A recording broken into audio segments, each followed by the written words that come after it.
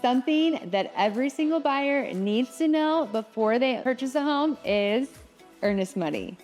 I'm Kayla Schmitz, Colorado real estate agent, and if you're ever interested in following me, Kayla, my realtor, is my Instagram, and I can't wait to tell you some of my tips and tricks for home buyers. A lot of buyers jump into buying houses, and the first question that they ask me is, what is earnest money? And earnest money is technically the good funds. So you present that to a seller after you get your offer accepted, and it basically is good funds for you having good faith in buying the home. So you put an allotted amount of down, usually it's 1% to 3% of the purchase price, and they hold that money until you close the transaction, and then that money gets put towards your down payment.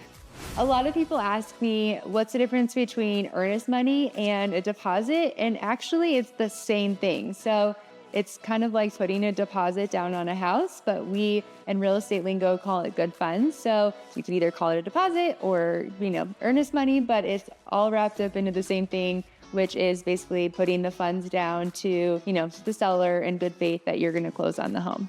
There's a really big misconception about earnest money being refundable versus non-refundable. And I'm here to tell you that actually earnest money usually is fully refundable unless your agent, it puts it in a contract and says that it's non-refundable during the dates and timelines. But during the contract, there are several dates and deadlines in which your earnest money would therefore be non-refundable. So for example, a few ones that are, kind of obvious is inspection objections. So you put the earnest money down, a big one is inspection, and then you keep moving towards the closing line. You also have title objections, you have appraisal objections, and then of course you have new loan objections. And so all of those are really pivotal dates, but I always like to tell my buyers that typically your earnest money is fully refundable up until loan objection, which we usually put about 3 days before closing, which gives you an opportunity to make sure you do all your due diligence on the home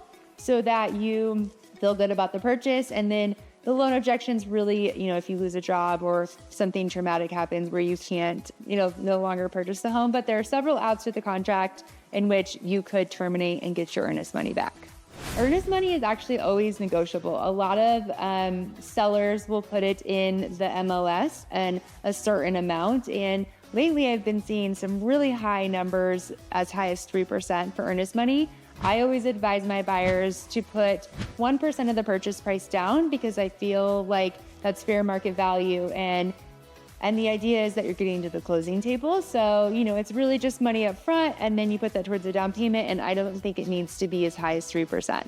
A lot of people ask if I should put down more, so it would be enticing to the seller. And I often believe that if you have a great agent on the other side, that's the buyer's agent representing you, and she or he is in constant communication with the seller and the listing agent expressing, hey, we just got through inspection, these are the few items, or, we're just past the title resolution, and, or, we're having the appraisal today. So the constant communication, I think, is more important than a lump sum of money to show that you're motivated, because really, ultimately, it's a team transaction. And I think that just putting a big amount of money up front, oftentimes a seller, it's more important for them to get to the closing table than to have the large cash in case you terminate it, because there's lots of outs for buyers.